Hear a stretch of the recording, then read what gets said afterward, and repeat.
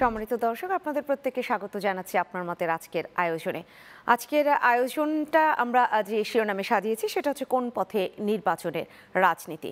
আমি ফেরদৌসী আহমেদ থাকছি এই আয়োজনের সাথে এবং যাদেরকে পেয়েছি শুরুতেই আপনাদের সাথে আলাপ করিয়ে দিই। আমাদের মাঝে আজ উপস্থিত হয়েছেন জ্যেষ্ঠ সাংবাদিক মাসুদ কামাল এবং সর্বটানে রয়েছেন বিএনপির মানবাধিকার কমিটি, আন্তর্জাতিক কমিটি ও মিডিয়া সেলের সদস্য অ্যাডভোকেট ফারজানা শারমিন পুতুল। আপনাদের দুজনকে স্বাগত জানাচ্ছি আজকের আয়োজনে। ফারজানা শারমিন পুতুল, আপনাকে দিয়েই শুরু করি, কারণ মির্জা ফখরুল ইসলাম আলমগীর যেটা বলেছেন এখনই নয়, ন্যূনতম সংস্কার করে নির্বাচন চান তিনি, এরকমটা বলেছেন এবং গণমাধ্যমে সেটা এসেছে। তাহলে এখনই যদি না হয় কখন চান? আবার বিএনপি জুন, জুলাই, আগস্টের মধ্যে নির্বাচন চেয়েছে 2025 সালের। কি করে সম্ভব এই এখন আর কখনের সমন্বয়টা করা? আসলে ধন্যবাদ ফেরদৌসী আপনাকে। এখনই না কি কখন, বিষয়টা কি, এটা তো রাজনৈতিক কিছু রিটরিক্স থাকে, কিন্তু এসেন্সটা কি? যে নির্বাচন তো বাংলাদেশে হতেই হবে এবং বিএনপি নির্বাচন চাচ্ছে, খুব যৌক্তিক কারণেই চাচ্ছে। শুধু বিএনপি না, প্রতিটা রাজনৈতিক দলই কিন্তু নির্বাচন চাচ্ছে, দেশের মানুষও চাচ্ছে। কিন্তু যখন আমরা নির্বাচন চাই তখন বিভিন্ন জায়গা থেকে আওয়াজ উঠানো হয় যে সংস্কার এবং নির্বাচনকে সামনাসামনি দাঁড় করানো হয়। জি, তো সেই জায়গাটাকে নিউট্রালাইজ করার জন্যই বলা হয় যে আমরা নির্বাচন চাচ্ছি, কিন্তু এখনই না। এটা নির্বাচনটাকে এটা একটা বিশাল যজ্ঞ। এই পুরো কার্যক্রমটাকে সুষ্ঠুভাবে পরিচালনা করার জন্য শুধু নির্বাচন কমিশন একলা কাজ করলেই হবে না। এটার সাথে আরও অনেকগুলো অর্গানাইজেশন আছে, রাষ্ট্রের অনেকগুলো সংস্থা আছে যাদেরকে খুব অ্যাক্টিভলি পার্টিসিপেট করতে হয়। সো সেই সব জায়গাগুলোকে তো খুব সিস্টেমেটিক্যালি ধ্বংস করে ফেলা হয়েছে বিগত 15-16 বছর ধরে।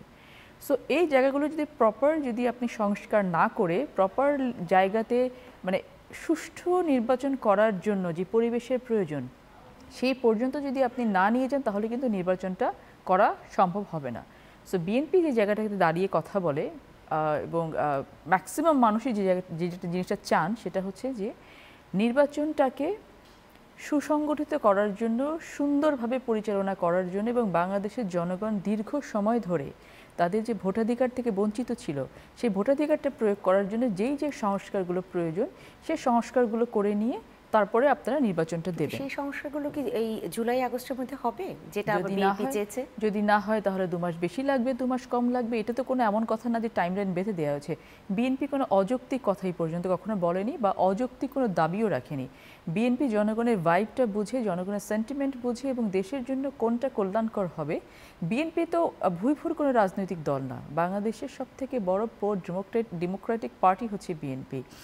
এবং বিএনপি যেই বিগত দিনগুলোতে যেই অত্যাচারের শিকার হয়েছে, বিগত দিনগুলোতে বিএনপি যে স্ট্র্যাটেজিতে রাজনীতিটাকে ধরে রাখতে হয়েছে, বিএনপির অসংখ্য নেতাকর্মীর উপরে অত্যাচার চলার সত্ত্বেও কিন্তু বিএনপিকে এক ফোঁটাও নড়ানো যায়নি, দমানো যায়নি, ভাঙাও যায়নি। সো এই জায়গা থেকে বিএনপির মতো করে ভালো করে আর কেউ বুঝতে পারছে না যে আসলে কোন কোন জায়গাগুলোতে টাচ করলে আমরা একটা নির্বাচনের দিকে এগিয়ে যেতে পারি। এবং আপনি দেখেন যে সংস্কারটা হচ্ছে কি, আমরা কোন কোন সংস্কারগুলো আগে করব, কোনগুলো পরে করব, যদি আমরা এটাকে সিস্টেমেটিক্যালি না নিয়ে আসি, অনেক কাজ একসাথে নিয়ে বসলে কিন্তু কোনো কাজই হয় না। যেমন এখন ধরেন এই যে আমরা দেখলাম যে পুলিশ, র্যাব এবং বিভিন্ন সংস্থার ড্রেস চেঞ্জ করা হচ্ছে। সো এই সংস্কার করে এই মুহূর্তে আমি কি অ্যাচিভ করলাম, এটা কিন্তু একটা বড় কোয়েশ্চেন। আমি যদি আপনাকে জিজ্ঞেস করি, পুলিশ কিন্তু ইনঅ্যাক্টিভ হয়ে বসে আছে। আইন শৃঙ্খলা রক্ষাকারী বাহিনী যারা আছেন আমাদের ম্যাক্সিমাম কিন্তু ইনঅ্যাক্টিভ হয়ে বসে আছে। যেই পর্যায়ে কাজগুলো করা উচিত তারা কিন্তু করছে না। সো যেহেতু করছে না, তাহলে এখন কি করলে আমি পুলিশকে অ্যাক্টিভ রোল প্লে করাতে পারতাম? বিগত সরকার কিন্তু পুলিশকে এবং জনগণকে সামনাসামনি দাঁড় করে দিয়েছিল। পুলিশের ইমেজ নষ্ট হয়ে গেছে, পুলিশের ড্রেস তো নষ্ট হয়নি। সো আমার কাজটা কি করা উচিত ছিল? পুলিশের ইমেজটা যেন ব্যাক করাতে পারি আমি, কারণ আমি যখন নির্বাচন করতে যাব তখন কিন্তু আমার পুলিশ প্রশাসনকে লাগবে। সো সেই জায়গাটা থেকে জনগণ তার উপর আস্থাটা আসতে পারছে কিনা। সো পুলিশের পোশাক চেঞ্জ করার থেকে যদি সংস্কারটা আমরা ওদিকে মনোযোগ দিতাম তাহলে কিন্তু আমাদের জন্য কাজ একটু এগিয়ে যেত। এই জন্য বিএনপি বলতে চাই যে আমরা এখনই চাচ্ছি, যখনই আওয়াজগুলো ওঠানো হয় বিএনপি এখনই চাচ্ছে, সেই প্রেক্ষিতে আমাদের মহাসচিব বলেছেন যে এখনই তো কালকেই আমরা বলছি না। এটা আমরা সবাই বলছি, এটা সবাই বোঝে, যারা রাজনীতিবিদ তারা সবাই বোঝেন যে এখনই বলতে আমরা কি বোঝাতে চেয়েছি বেসিক্যালি। সো সেই জায়গাটা থেকেই যে আমাদের প্রয়োজনীয় সংস্কারটা করতে হবে। It's an ongoing process. সংস্কার আপনি একদিনে শেষ করতে পারবেন না, কোনো একটা গভর্নমেন্টের পক্ষে একা করা সম্ভব না। বাট যখন একটি পলিটিক্যাল গভর্নমেন্ট থাকে তখন সমস্ত এজেন্সিগুলো তার হাতের ভেতরে থাকে, তার ম্যান্ডেট থাকে, কাজগুলো করতে সহজ হয়। জি, এবং আপনি যেটা বললেন বিএনপি জনগণের পালসটা বোঝে, সেই জায়গা থেকে যে সংস্কারের সুপারিশগুলো এসেছে জনগণ কোনগুলো খুব ভালোভাবে নিবে নিঃসন্দেহে সেটাও বিএনপি বোঝে। আপনার কাছে ধাপে ধাপে শুনবো, আসবো আবারও। মাসুদ কামাল রয়েছেন আমাদের সাথে, আপনার কাছে একটু শুনতে চাই, এই যে ড্রেস বদল, চরিত্র বদল হয়ে যাবে, সত্যিকার অর্থে কি চরিত্র বদল হবে, মানসিকতার পরিবর্তন হবে, নাহলে ড্রেস দিয়ে আসলে কতটা প্রভাব পড়ে চরিত্রে গিয়ে? শুনেন, ড্রেসের প্রভাব একদম পড়ে না তা না, অবশ্যই পড়ে, নাহলে মানুষ এতগুলো ড্রেস কিনে কেন, তাই না? অনেকে দেখবেন যে সকালে একটা পরে, রঙের প্রভাবটাও পড়বে কিছু না, শুনেন, কিছু না কিছু পরে, পুরো একদম পড়ে না তা না। সকালে একটা কিনে পরে, বিকেলে একটা পরে, সবই পরে, এটা হতেও পারে, একদম যে পরে না আমি তা মনে করি না। কিন্তু সেটার মাত্রাটা কতটুকু? এখন মনে করেন প্রভাব পড়লো ধরেন 0.1%, তো এই প্রভাবটার জন্য কি আমি এখন কতটুকু ব্যয় করব? আমার এখন সকালের খাওয়ার পর দুপুরে খাওয়া নিয়ে চিন্তা। এখন আমি ড্রেস চেঞ্জ করলে কেমন ক্ষুধা কমবে? কমবে না তো। এই যে গ্রামে একটা প্রবাদ আছে যে ফরজ নামাজের খবর নাই, নফল নামাজ নিয়ে টানাটানি। এখন এদের হচ্ছে সেই জিনিস। আপনি আমাকে বলেন সরকারের হাতে টাকা নাই, রিয়েলিটি। সরকার নিজে বলতেছে আমার হাতে টাকা নাই, এবং বলতেছে এটাকে টাকা উপার্জন করার জন্য জনগণের পকেট কাটতেছে। বাংলাদেশের ইতিহাসে কখনো অনেক স্বৈরশাসক ছিল, কখনো কারোর সঙ্গে আলোচনা না করে অর্থ বছরের মাঝামাঝি এসে শতাধিক পণ্য ও সেবার উপর ভ্যাট এবং সম্পূরক শুল্ক বৃদ্ধি করার কোনো উদাহরণ নাই, পৃথিবীর কোনো দেশে নাই। বাংলাদেশে এইবার সেটা করে তারা দেখাইছে। কার সঙ্গে আলাপ করছে? কারোর সঙ্গে আলাপ করে নাই। এত বড় একটা সিদ্ধান্ত তারা নিয়েছে, তারা নিজের নিজ দায়িত্বে নিয়েছে, কারোর সঙ্গে আলোচনা করার প্রয়োজন মনে করে নাই। যে কাজটা হাসিনা করতো, শেখ হাসিনা কী করতো? আমার মনে হয়েছে করা দরকার, আমি করবো।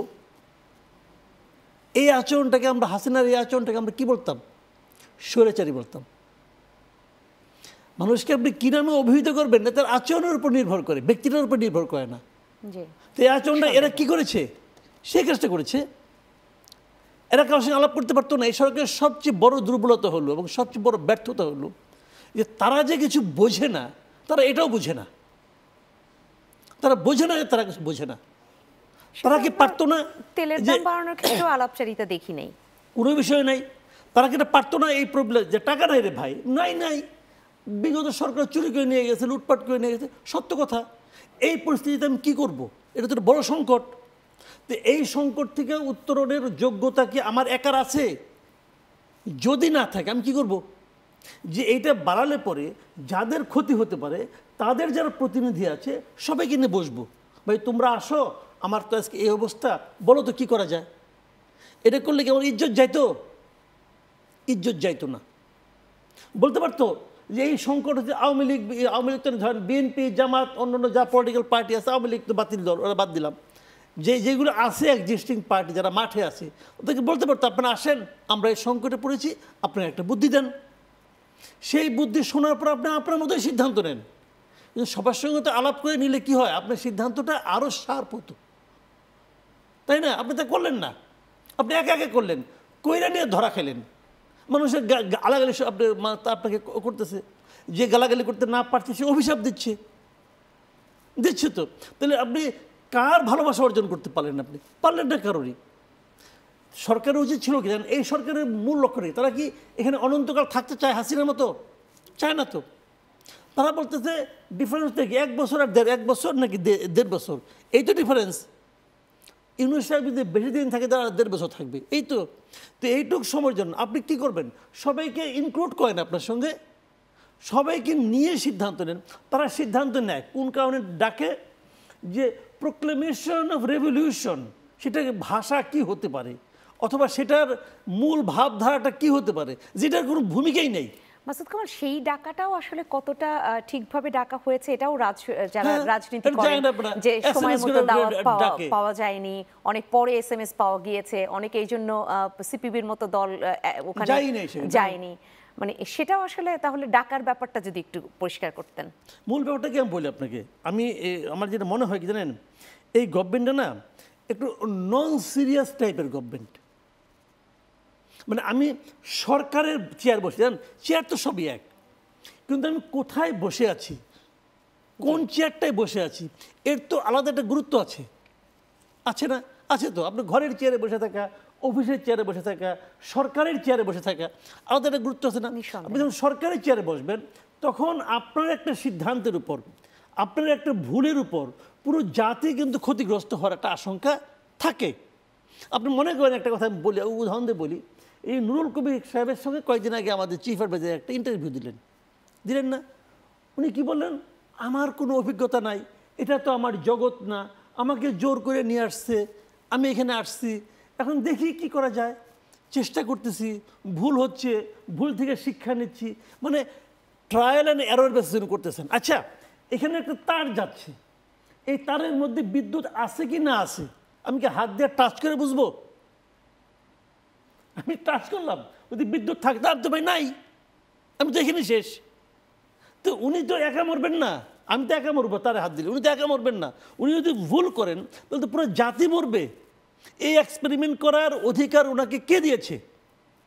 একটা সেন্সেবল লোক এই কথা বলতে পারে?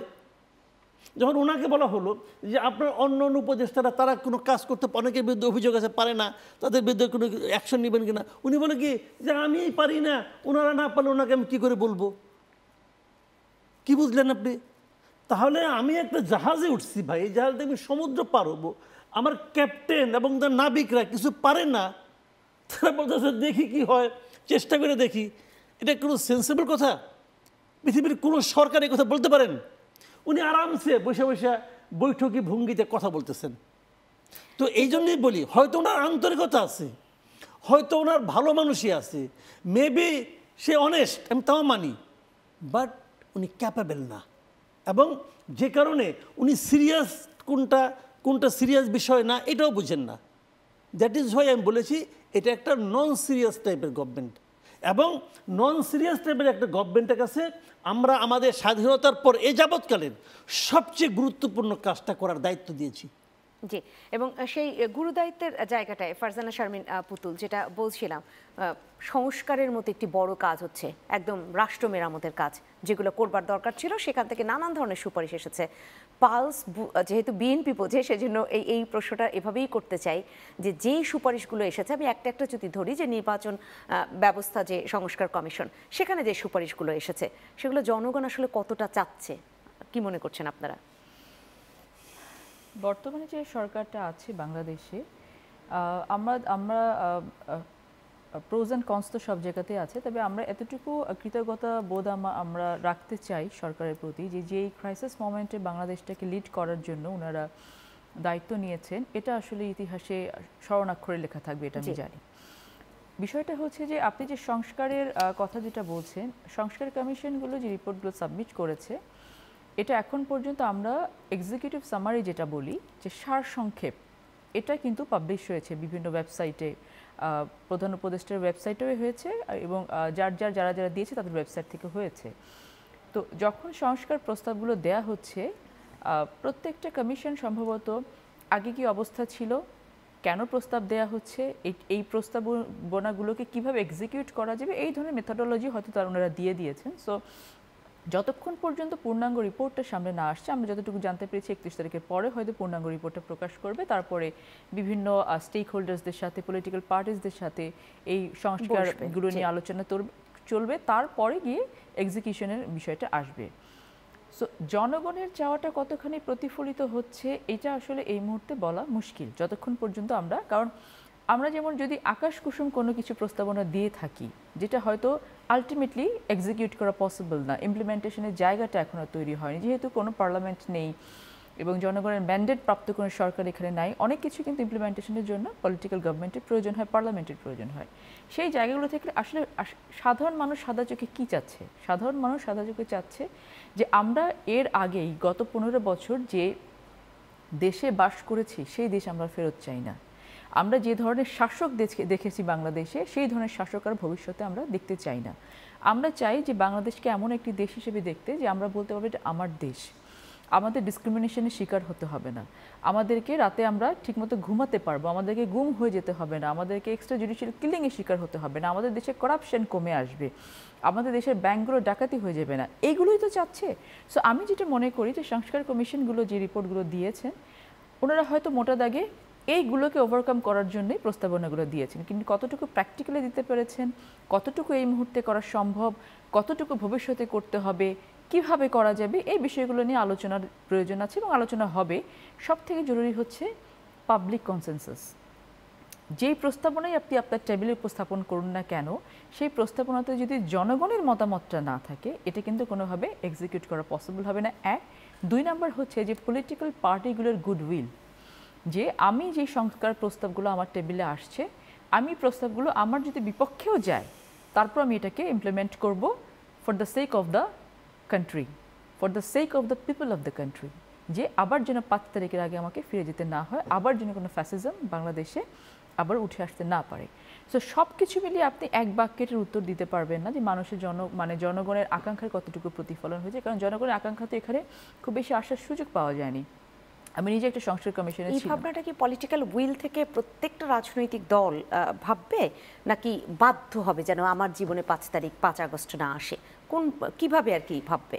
এখনও যদি পলিটিক্যাল পার্টিগুলো না ভাবে, তাহলে এটা দুঃখজনক ছাড়া বলার কিছু থাকবে না। আমি অন্যান্য পলিটিক্যাল পার্টির কথা বলতে পারবো না। আমার দল যেটা ভাবছে, আমি যে কথাগুলো বলছি, এটা ধরেই নেওয়া যেতে পারে যে আমার দলের চিন্তা থেকে কথাগুলো বলছি।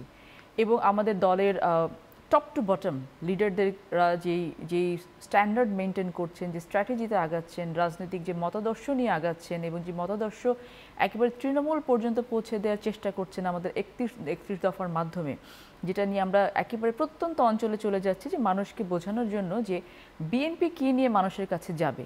বিএনপি তো মানুষের কাছে ভোট চাইতে যাবে।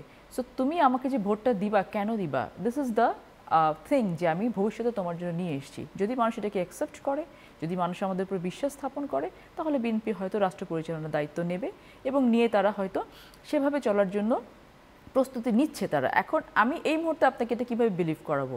আপনাকে বিলিভ করতে হবে আমার জেস্চার দেখে, আপনাকে বিলিভ করাতে হবে আমি কি বলছি মানুষের সামনে, আপনাকে বিলিভ করতে হবে আমার পেছনের দিনগুলো কিভাবে কেটেছে। বিএনপি থেকে বেশি অত্যাচারিত কিন্তু কোনো দল হয় না। এই জায়গাটা থেকে আমি আপনার কাছে আবারও আসবো। আপনি যে জেস্চারের কথা বললেন, ভোটের আগে, নির্বাচনের আগে জেস্চার পোস্টার দেখে মানুষ একজনকে ম্যান্ডেটটা তুলে দেয়। আগে তো 5 বছর, এখন প্রস্তাব করা হয়েছে 4 বছর, কিন্তু পরবর্তীতে আসলে সেই ইশতেহারের প্রতিশ্রুতি কতটা বাস্তবায়িত হয় এবং সেই কতটা বাস্তবায়িত হয়, সেই জায়গা থেকেই মানুষের অতীত অভিজ্ঞতা ভালো না। আমি আসবো আপনার কাছে আবারও। মাসুদ কামাল, এই জায়গাটা আপনাকেও শুনতে চাই, কারণ রাজনৈতিক দলগুলোকে তো শিক্ষা নিতে হবে, নিয়েছে। আমরা 5 আগস্ট আওয়ামী লীগের যে করুণ, যে এটাকে করুণই বলা চলে, কারণ এইভাবে পালিয়ে যেতে হয়েছে, পতিত সরকারের কথা বলছি। সেই জায়গাটায় এখন যারা এক্সিস্টিং রাজনীতি করছে বাংলাদেশে, রাজনীতির মাঠে, তারা প্রত্যেক দলই কি এটা মাথায় রেখে কাজ করবে? করা উচিত। এখন প্রশ্নটা কি জানেন, রাজনৈতিক দল বলতে আমরা কি বুঝি? রাজনৈতিক দল কি কেবল সেন্ট্রাল কমিটি? এটাও কিন্তু বুঝতে হবে। এখন রাজনৈতিক দল মনে করেন বিএনপি সেন্ট্রাল কমিটির ভূমিকা আমার কাছে ভালোই লাগে। তারেক রহমান বেশ শক্তভাবে দল চালানোর চেষ্টা করছেন। উনি কারো বিরুদ্ধে অভিযোগ আসলে তাৎক্ষণিকভাবে ব্যবস্থা নিচ্ছেন, জাজ করছেন, তারপরে অ্যাকশনে যাচ্ছেন। এগুলো আমি বলবো অবশ্যই একটা দলের গতিশীলতা এবং তড়িৎ সিদ্ধান্ত নেওয়ার ক্ষমতা, এরকম আগে আমি কখনোই দেখিনি, কোনো দলের মধ্যেই দেখিনি এরকমভাবে এত দ্রুত অ্যাকশন নেওয়া। এটা আমার জন্য খুবই পজিটিভ। বাট আসলে কি এই দলের একদম ধরেন প্রত্যন্ত অঞ্চলে, ধরেন একটা উপজেলা পর্যায়ে একজন লোক চাঁদাবাজি করছে, বিএনপির নামধারী,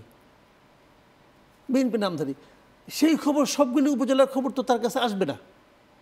কিন্তু যে লোকটা করছে আচরণটা, তার দ্বারা যারা ক্ষতিগ্রস্ত হচ্ছে অথবা সেই কাজটা যারা দেখছে আশেপাশের, তারা কিন্তু তাকেই মনে করছে যে সেই কিন্তু ওই এলাকায় বিএনপির অ্যাম্বাসাডার কিন্তু সে, তারেক রহমান না, কিন্তু সেই লোকটা। ওইখানকার অনেক লোক তারেক রহমানকে জীবনে দেখেও নেই হয়তো বা, অথবা তারেক রহমান যে সমস্ত সিদ্ধান্ত নিচ্ছেন এটা হয়তো তারা জানেও না। কাজে এর উপর তো নিয়ন্ত্রণটা নাই। সেন্ট্রালে এই নিয়ন্ত্রণটা আছে। এই নিয়ন্ত্রণটা থাকতো যদি পুরো দেশের বিএনপি, এটা তো কি চেইন আছে না, সব পলিটিক্যাল পার্টি তো কি চেইন আছে, উপজেলা কমিটি, তারপরে জেলা কমিটির সঙ্গে সেন্ট্রাল কমিটি, এদের তো কি চেইন আছে, সবাই তো সবাইকে চেইন, একটা চেইন তো থাকে। যদি সেই চেইনটা যদি অ্যাক্টিভ থাকতো, তাহলে কিন্তু ওই রিমোট এরিয়াতে কি হচ্ছে সেটা কিন্তু তারা টের পেত। কিন্তু একটা জনপ্রিয় দলকে কি সেই চেইন মেইনটেইন করা দরকার না? থাকা উচিত, কিন্তু আনফরচুনেট হলো আওয়ামী লীগ এবং বিএনপি এই দলগুলো গঠন প্রক্রিয়াটাই এমন যে এমনি দলটা একটু বেশি বড় হয়ে গেছে, বড় হয়ে যাওয়াতে তারা এটা পারে না অথবা করে না, অথবা অজুহাত দেয় যে বড় দল এরকম তো হবেই, এটা কিন্তু অজুহাত দেয়, এরা দুই দলই দেয়, বড় দল হওয়ার কারণে দেয়, অথবা বলে আমরা তো জামাত অথবা কমিউনিস্ট পার্টির মতো ক্যাডার ভিত্তিক দল না, এগুলি বলে এটা অজুহাত দেয়।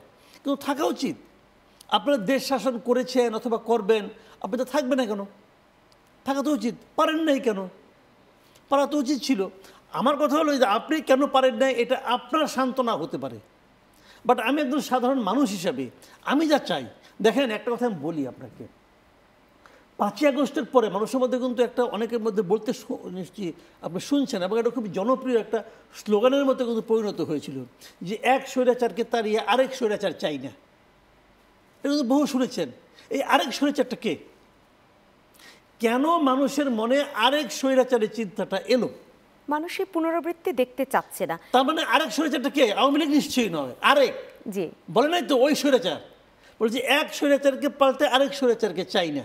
তার মানে মানুষের মধ্যে একটা প্রিকনসেপশন কাজ করেছিল, পারসেপশন কাজ করেছিল যে মেবি ওই সময়টা যারা এসেছিল বিএনপি যেটা করেছে ওইটা আমি চাই না, ব্যাক করতে চাই না। তো এইটা মানুষের মন থেকে দূর করার দায়িত্বটা কার ছিল? বিএনপির ছিল। জি, আমি সেটা কি বিএনপি পেরেছে? কতটা পেরেছে আমি এসে আপনার কাছ থেকে আরেকটু শুনে নিব, বিরতি থেকে ফিরি। সম্মানিত দর্শক, আপনার মতের আয়োজনে একটা ছোট্ট বিরতি, সাথে থাকবেন। আবারও স্বাগত জানাচ্ছি আপনার মতের আজকের আয়োজনে। আজকের আয়োজন সাজিয়েছি কোন পথে নির্বাচনের রাজনীতি। আমি মাসুদ কামাল আপনার কাছে আবারও ফিরবো বলেছিলাম, সেখান থেকে একটু ফিরতেই চাচ্ছি। আপনি বলেছিলেন যে বিএনপি কি পেরেছে? পারেনি, যেটা করবার কথা ছিল সেই চেইন মেইনটেনের কথা হচ্ছিল। সেই জায়গায় এখন যে নির্বাচন ব্যবস্থা সংস্কার কমিশন যে একটি বলেছে যে একদম তৃণমূল থেকে দলের সদস্যদের ভোট লাগবে, তারপরে মনোনয়ন দিতে হবে, এইভাবে করে যে নির্বাচনী ব্যবস্থায় যে মনোনয়নের ব্যবস্থাটা রাখা হলো, সেখানে কি মনে হয় যে দলের সেই সবচেয়ে জনপ্রিয় ব্যক্তিটাই ওখান থেকে মনোনীত হবেন, বা তিনি সমস্ত কিছু জানাতে পারবেন, সবাইকে জানবেন, বুঝবেন, পালস বুঝবেন, এই কাজটা তখন সহজ হবে? বিএনপি পারবে তখন? আমি বিএনপির উদাহরণই দিলাম। এটা করতে পারলে যে কোনো দলের জন্যই সহজ হবে, এটা করতে পারলে ভালো, কিন্তু এটা বাংলাদেশের বাস্তবতায় কতটুকু সম্ভব হবে এটা বলা কঠিন, কারণ সব দলেরই কিন্তু এই ধরনের এক নিয়ম আছে। বিএনপি কিন্তু এটা কয়েকবার প্র্যাকটিস করেছে, বিএনপি একদম করেনি তা না, আওয়ামী লীগও করার চেষ্টা করেছে, খুব ভালো ফল আসেনি। বিএনপিতে ছাত্র দলেরও একবার দেখলাম, আমার যদ্দূর মনে পড়ে যে নেতৃত্ব নির্বাচনের সময় কিন্তু ছাত্রদলের সভাপতি সেক্রেটারি কী হবে এটা কিন্তু ভোটের মাধ্যমে হয়েছিল, এবং সেই কমিটিতে আমার যদ্দূর মনে পড়ে সবচেয়ে কম সময় ছিল ওটার আয়ু, আমার যদ্দূর মনে পড়ে আর কি। তো সেরকম হতে পারে, তো হলে খারাপ না, কিন্তু আসলে বিষয়টা কি জানেন যে একটা আপনার মানে রাজনীতিটাকে তো আপনার এক ধরনের মানে কি বলবো, মানে রাজনীতিটা আমাদের দেশে হয়ে গেছে সবচেয়ে কম বিনিয়োগে লাভজনক ব্যবসা। এটা হলো মূল সমস্যাটা, যে সবচেয়ে কম বিনিয়োগ করে বেশি লাভ হবে, মানে সমস্ত ব্যবসার মধ্যে সবচেয়ে লাভজনক ব্যবসা হলো রাজনীতি। এই জিনিসটা যতদিন থাকবে ততদিন আপনি যত নিয়মই করেন কোনো নিয়মই টিকবে না।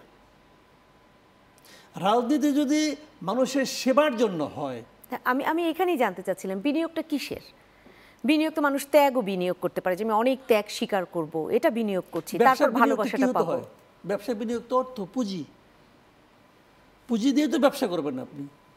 আপনি বললেন যে আমি খুব ভালো মানুষ, খুব সৎ মানুষ, আমার ব্যবসায় লাভ হবে, হবে?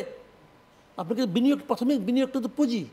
তো রাজনীতিতে পুঁজিটা কি আমাদের আছে বলেন তো? একটা সিম্পল একটা কথা বলি, আমাদের দেশে যত পলিটিশিয়ান আছে, বিখ্যাত বিখ্যাত পলিটিশিয়ান ধরেন একটা পর একটা, তাদের ইনকাম কি, সোর্স অফ ইনকাম কি বলেন?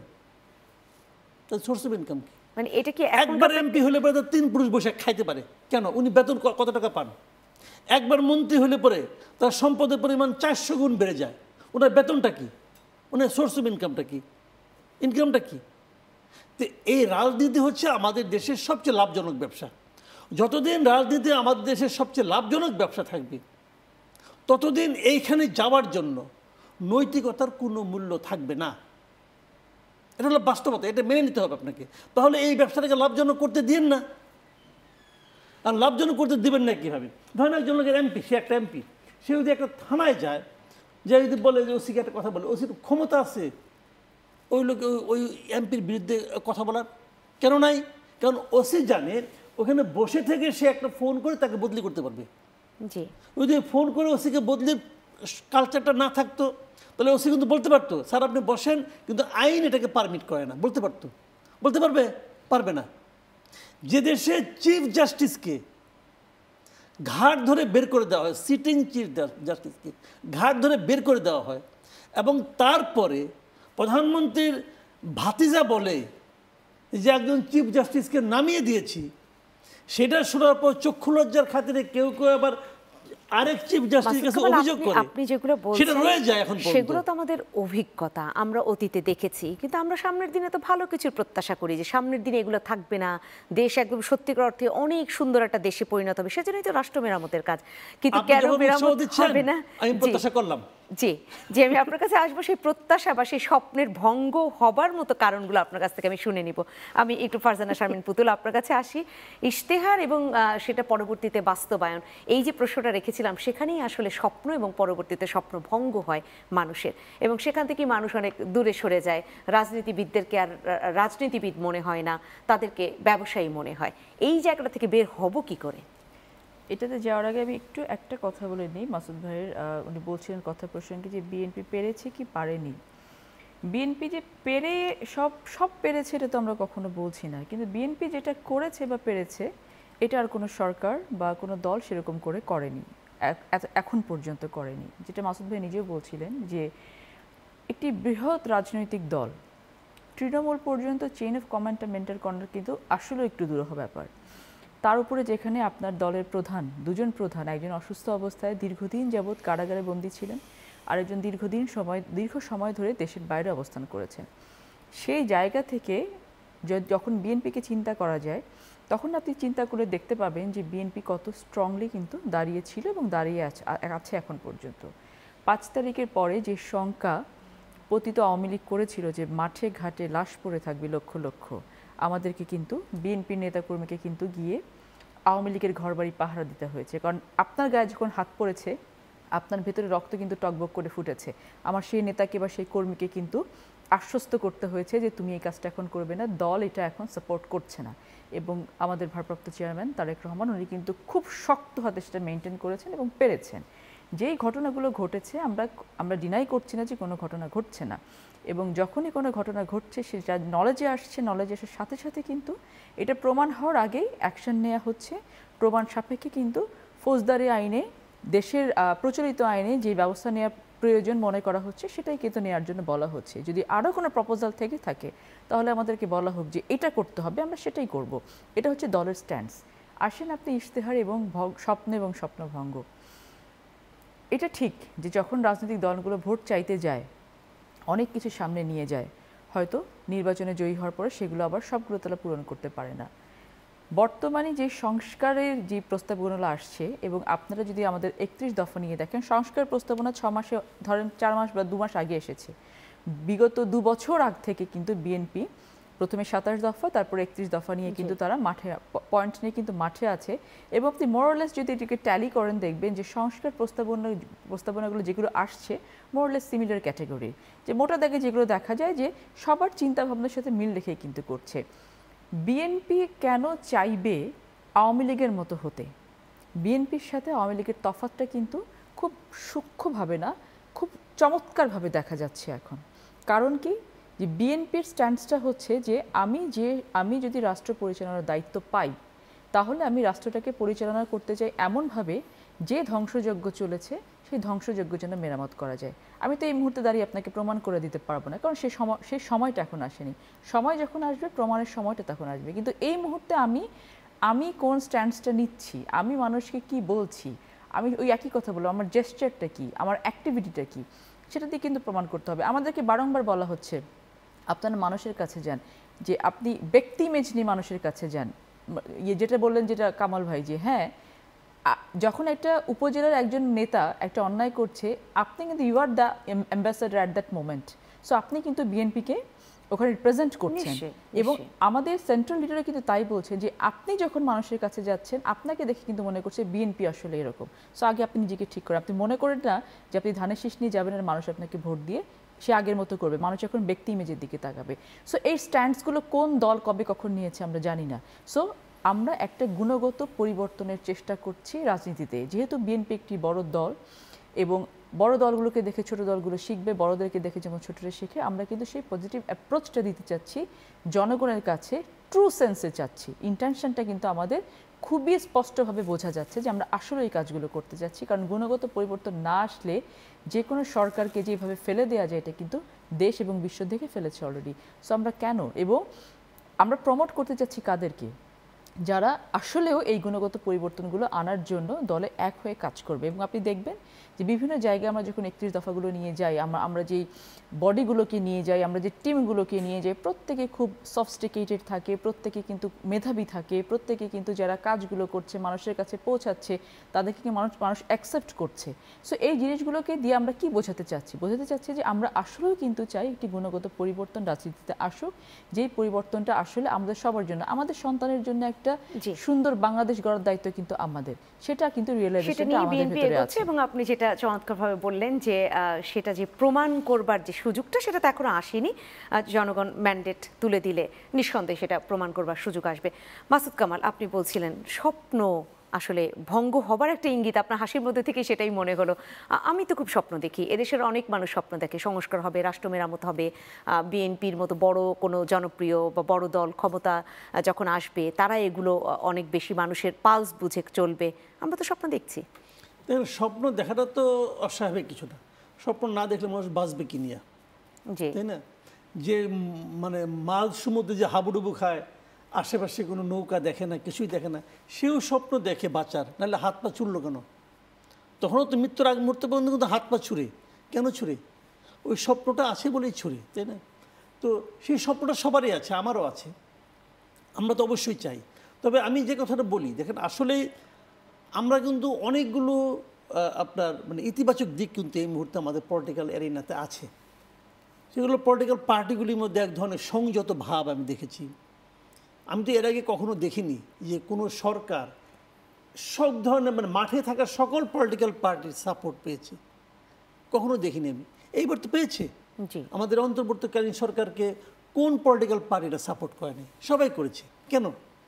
সবাই তো সবার স্বপ্নটা এক হয়ে গেছে, সবাই একটা জিনিস পেতে চেয়েছে যে ঠিক আছে একটা সিস্টেম ক্রিয়েট করেন আপনি, যে সিস্টেমের কারণে আমরা এই দেশের মানুষকে একটা ভালো কিছু উপহার দিতে পারবো।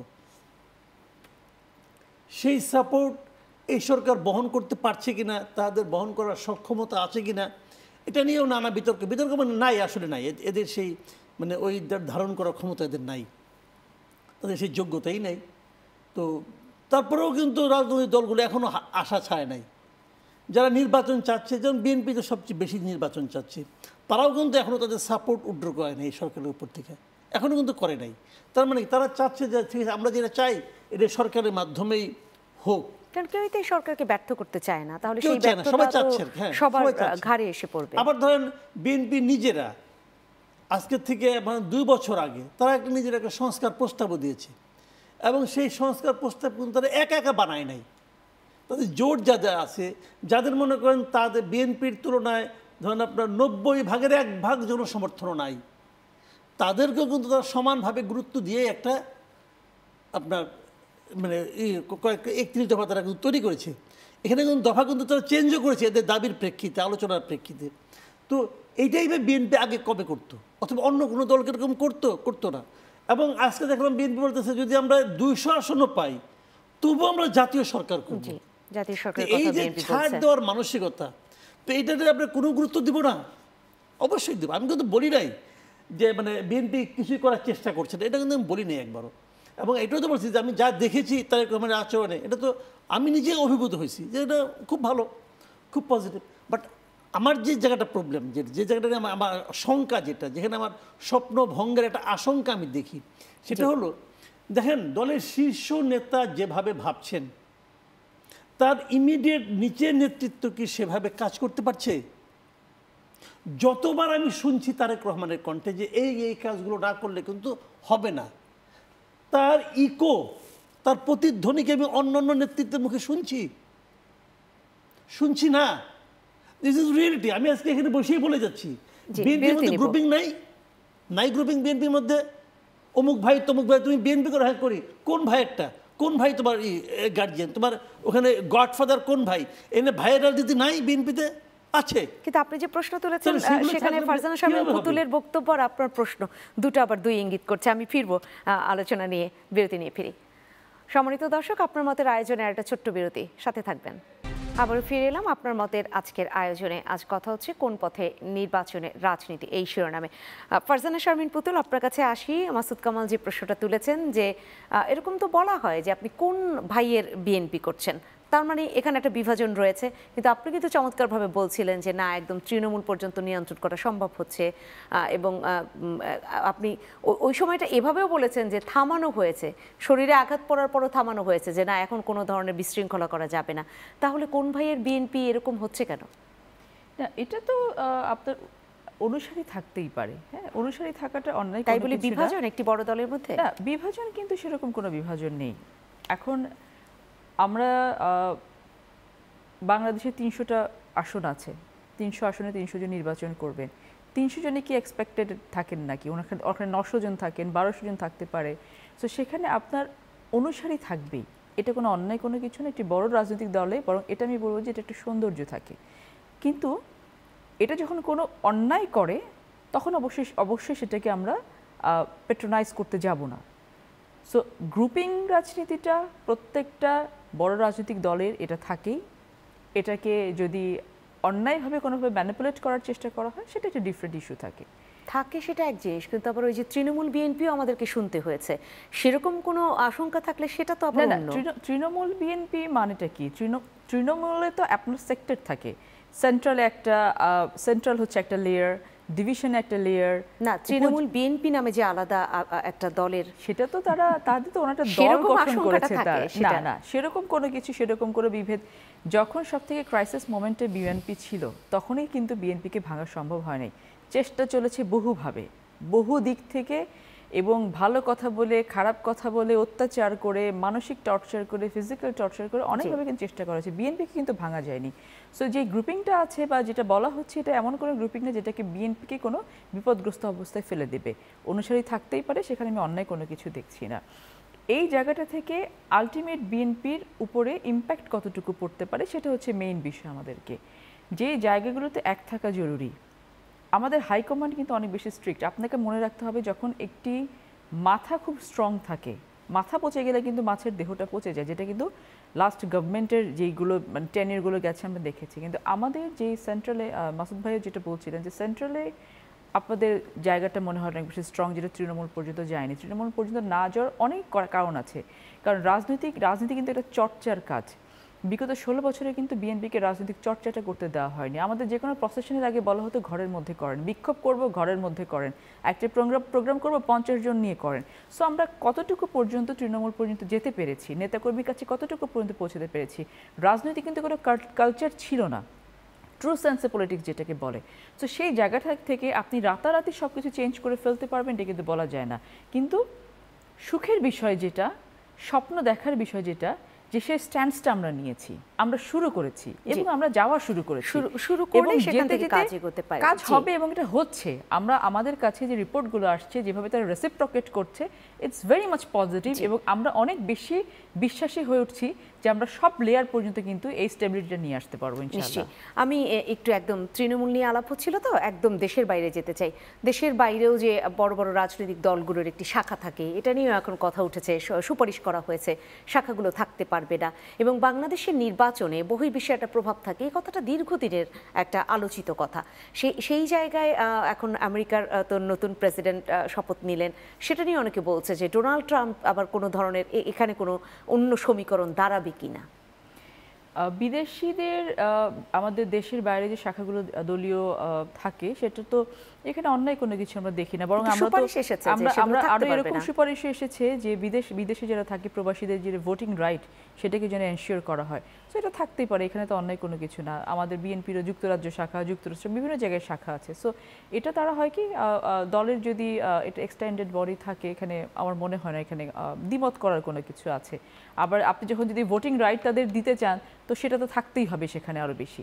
সো এখানে প্রস্তাবনা তো অনেক কিছুই আসছে, আমি তো বলেছি তো প্রস্তাবনা আপনাকে পাবলিক কনসেনসাস নিয়ে কিন্তু আপনাকে আলটিমেটলি কোনটা রাখবে বা রাখবে না সেটা দেখে নিতে হবে। আর বৈদেশিক যে বিষয়গুলো আছে এটা তো অবশ্যই প্রভাব তো পড়ে। যুক্তরাষ্ট্র তারা একটা বিশাল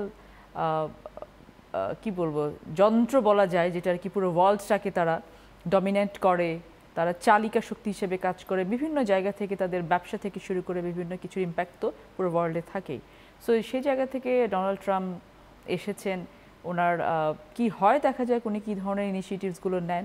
তবে আমরা এটা বিশ্বাস করতে চাই যে বাংলাদেশে বিগত 5 তারিখে যে ঘটনাটা ঘটেছে এটা শুধু বাংলাদেশের জন্য এক্সাম্পল না, এটা পুরো বিশ্বের জন্য একটা এক্সাম্পল হয়ে দেখা দিয়েছে যে যখন কোনো কান্ট্রি অন্য একটা কান্ট্রিতে ইল্লিগাল ইন্টারভেনটা এমন পর্যায়ে নিয়ে যায় যে সেই দেশের সার্বভৌমত্বকে নষ্ট করে ফেলে, তখন কিন্তু সেই দেশেরও যেমন ক্ষতি হয়, যারা এটা করছে তাদেরও ক্ষতি হয়। ভারতের দিকে তাকালে কিন্তু আমরা সেই বিষয়গুলো এখন বুঝতে পারবো।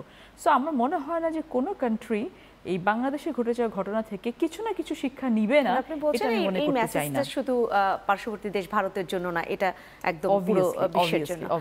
মাসুদ কামাল, আপনাকেও এই জায়গাটাতেই আমি শুনতে চাই যে দেশের বাইরে শাখা এবং অনেক সাংঘর্ষিক, আমি যদি বলি এইটা একদিকে যারা রয়েছেন প্রবাসে তারা ভোট দিতে পারবেন, আবার সেখানে কোনো শাখা থাকতে পারবে না, এরকম সুপারিশ আসে। আবার 21 বছর বয়সে নামিয়ে দেয়া, কিন্তু লেজুর বৃত্তির রাজনীতি ক্যাম্পাসগুলোতে থাকবে না, এরকম যে সাংঘর্ষিক সিদ্ধান্তগুলো, সেই জায়গাটা যদি একটু বলেন যে কেমন হচ্ছে এই সুপারিশগুলোর মধ্যে অনেক আপনার আমি মনে করি ইউটোপীয় চিন্তাভাবনা কাজ করছে, কিছু মতলবও কাজ করছে। আমার কাছে মনে হয়েছে, আমি বিশেষ করে নির্বাচন সংস্কার বিষয়ক বলছি, যেটা ওইগুলো কিছু মতলবও আছে। আর এগুলি যেগুলো আছে আপনারা যেগুলো আপনি উচ্চারণ করলেন যে বিদেশের শাখা থাকাটা, আমি এটার পক্ষপাতী একেবারেই না। বিদেশের শাখা থাকতে হবে, আওয়ামী লীগ আমলে দেখছি জাতীয় মৎস্যজীবী লোক যুক্তরাষ্ট্র শাখা, তো ওই মৎস্যজীবী হলে কী করবে, তাই না? ভোটের ব্যবস্থা থাকলে ভোট দিবে না? হ্যাঁ, ভোট দিবে। বাংলাদেশে যারা আমেরিকান থাকে তারা ভোট দেয় না? ভোট দেয় তো। এখানে আমেরিকার ডেমোক্রেট, রিপাবলিক, গ্রিন পার্টিগুলো আছে নাকি? থাকা লাগে। ওখানে ভোটারদের মধ্যে প্রচারণার ব্যাপার থাকে না? ওরা কীভাবে দেয়? বাংলাদেশে পৃথিবীর কোন দেশের কোন পার্টি শাখা আছে দেখান আপনি আমাকে। জি, একমাত্র আমাদের মধ্যে আছে। আমাদের এখানে যখন প্রধানমন্ত্রী যে হবে সে যখন যাবে, বিরোধী দলরা এয়ারপোর্টে মিছিল করবে, মারামারি করবে, আর ওই দেশের সরকারের কাছে আমাদের ভাবমূর্তি উজ্জ্বল থেকে উজ্জ্বলতর হবে। আবার যখন বিরোধী দলের লোক যাবে, সরকারি দলের লোকেরা যারা সমর্থ তারা ওখানে মারামারি করবে, অমুক করবে, তমুক করবে, গো ব্যাক বলবে, আর আমাদের ভাবমূর্তি খেলে উপরে দিকে উঠতেছে, উঠতে হিমালয় প্রায় শুয়ে ফেলাইছে। তো ওইটা আমাদের দরকার, খুব দরকার তো আমাদের, তাই না? ভোট দিতে হলে ভোট দেবে তারা। বিদেশের লোকেরা ওইখানকার আওয়ামী লীগ বিএনপির শাখার নেতৃবৃন্দের কথা শুনে ভোট দেয়, এটা আমি মনে করি না। ওদের সঙ্গে দেশের প্রতিদিন যোগাযোগ হয়, আলাপ সালাপ করে। এখন যোগাযোগ ব্যবস্থা আরও ভালো হয়েছে। এটা বরঞ্চ প্রত্যেকটা জায়গায় দেখবেন আপনার আওয়ামী লীগের 2 গ্রুপ, বিএনপির 2 গ্রুপ, ওই নিজেরা গ্রুপিং করে মারামারি করে। দেখছি তো বিভিন্ন জায়গায়, আমাদের বন্ধু বান্ধব বিদেশ মাঝে মাঝে যায়, আমরাও যাই, দেখি তো একদল সম্বর্ধনা দেয়, ওই পার্টির আরেক দল মন খারাপ করে, হ্যাঁ ভাই আপনি ওইখানে গেলেন কেন, ওরা তো অরিজিনাল না, অরিজিনাল আমরা। এখন সবাইকে নিয়ে কুষ্টিপাতন নিয়ে ঘুরতে হবে যে কে অরিজিনাল দেখি ডাক দিয়ে। এগুলি তো হয়। এগুলি হলো জানেন কি, এগুলি হলো এক ধরনের মানে ধান্দাবাজি ছাড়া আর কিছু না। ওই যে বললাম, যতক্ষণ পর্যন্ত পলিটিক্স অর্থ উপার্জনের একটা মাধ্যম হবে, ততক্ষণ পর্যন্ত দেশে বিদেশে এবং কবরস্থানেও দেখবেন এগুলি চলবে। জি, আপনি বলেন সুপারিশ না আপনার কাছে মতলব মনে হয়, তাহলে এই যে 21 বছর বয়স, আবার ওদিকে আমি আপনার মতলব 2-3টা বলি, তাহলে আপনি বলতেন মতলবটা কোথায়। মতলবটা হলো এরকম যে যখন নাকি অভিযুক্ত হবে তারা, তখন থেকে তারা নির্বাচনে অযোগ্য ঘোষণা হবে। তা আইনজীবী আছে, অভিযুক্ত হওয়া আর অপরাধী হওয়া কি এক জিনিস? নিঃসন্দেহে গত 14 বছর ধরে অভিযুক্ত ছিল বাবর সাহেব, শেষ পর্যন্ত কি প্রমাণ হলো? বাবর সাহেব নিষ্পাপ। প্রমাণ তো হলো তারেক রহমান ইলেকশন করতে পারতো আওয়ামী লীগ আমলে, যদি করতে চাইতেও পারতো না। কেন? অভিযুক্ত। ওনার তো তাও রায় হয়েছিল যাবজ্জীবন, অভিযুক্ত না, সে দণ্ডিত। জনগণের রায় হয়েছিল, এখন কি প্রমাণ হলো? সে নিষ্পাপ। যে আদালত তাকে রায় দিয়েছে ওইরকমই আরেকটা আদালত, আমি সব আদালতকে একরকমই দেখবো, আমি নিষ্প্রাপ্ত হয়ে গেছে। তো অভিযুক্ত হইলেই সে ইলেকশন করতে পারবে না। আবার ওই বিশেষ একটা আদালত আছে, ওই আদালত হলে তো আরও পারবে না। আচ্ছা ফাইন। তারপরে যদি কেউ স্বতন্ত্র ইলেকশন করতে চায় তাহলে তাকে 500 লোকের সিগনেচার আনতে হবে। যে 100% জায়গায় এখন আবার 500। হ্যাঁ, আচ্ছা 500 লোকের সিগনেচার আনতে হবে এবং তাদের আমরা হলফনামা দিতে হবে একটা। আচ্ছা 500 লোকে যে আপনি অন্য আলাপ বাদ দেন, এটা তো আনা হয়েছে কেন? যে যদি কোনো কারণে আওয়ামী লীগকে নিষিদ্ধ করা হয় নির্বাচন থেকে, তারা যদি আবার স্বতন্ত্র দাঁড়াতে চায় ওটাকে থামানোর জন্য এই ব্যবস্থা করছে। তো যদি আপনি আমার ওই আওয়ামী লীগ আলাপ বাদ দেন, আওয়ামী লীগ ধরতে চাই না, যে 500 জন সিগনেচার করবে এই 500 ভোটারের গোপনীয়তা নষ্ট হবে না? হলফনামা আসলে তো অবশ্যই হবে। হবে তো। জি। তো এটা কোনো ভালো কাজ হলো, এটা কোনো বৈধ কাজ হলো? এগুলি কেন? মতলবের কারণে। 21 বছর হলে এমপি হইতে পারবে কেন? ছাত্রদেরকে খুশি করতে চাইতো, কাজে 21 বছর এমপি হওয়ার একটা ব্যবস্থা রাখছি। মতলব, এগুলিকে মতলব বলা হয়। ওনারা এমনভাবে এটাকে বলতেছেন, ভাব ভাঙা বইকে মনে হতেছে এই কমিশনটা বুঝি গঠন করা হয়েছে একটা মাত্র ইলেকশনকে সামনে রেখে। না, তা না। উনি নিজেও একটা কমিশনের মেম্বার ছিলেন। মূল লক্ষ্যটা কি? আমরা এমন একটা সিস্টেম ক্রিয়েট করতে চাই যেটা নাকি পরবর্তী সময়ে বাংলাদেশ এইভাবে চলবে। একটা মাত্র নির্বাচন না, কিন্তু পরবর্তী নির্বাচনে চলবে এটার মাধ্যমে। তাহলে আপনি ওনাদের ভাবভঙ্গি যে মানে এই নির্বাচনটা মূল লক্ষ্য, এগুলো হওয়া উচিত। মতলব অনেক আছে, মতলব এগুলো শেষ নাই, সবটার মধ্যে আছে। একটা অজুহাত আছে, সেটা হলো এগুলোই তো টিকতে নাও পারে, পলিটিক্যাল পার্টির সঙ্গে আলাপ হবে, তারা যদি না চায় হবে না, অমুক হবে না, যেগুলো ইউনূস সাহেব বলে আর কি। তাহলে সময় নষ্ট করলেন কে? তাহলে প্রথমে পলিটিক্যাল পার্টি নিয়ে বসতেন। যখন আপনি কমিশনটা করতেন সব কমিশনে বলতেন পলিটিক্যাল পার্টিগুলোকে আপনাদের একজনকে প্রতিনিধি দেন। আচ্ছা, যখন থেকে কমিশনগুলি তৈরি হয়েছে সেই দিন থেকে, সেই সময় থেকে আমি দেখছি একই সঙ্গে বিএনপি কী করছে, তাদের 31 দফার পক্ষে সারা দেশে ক্যাম্পেইন চালাইছে এবং রীতিমতো ক্লাস দিয়েছে না, সবার মধ্যে ক্লাস দিয়েছে। ক্লাস 31 দফাটা কী বোঝার চেষ্টা করেছে, ছোটো ছোটো বুকলেট বানাইছে। ওই বুকলেট আমার কাছে দুইটা দিচ্ছে, দুইজন। আমি বললাম আমাকে দিচ্ছেন করতে, আমি জানি ওইখানে তবু রাখেন। মানে দেওয়াটা তাদের এতবার দায়িত্বের মধ্যে ছিল, কিন্তু মানুষকে জানানো, মানুষকে ইনফর্ম করা। কেন ইনফর্ম করছে?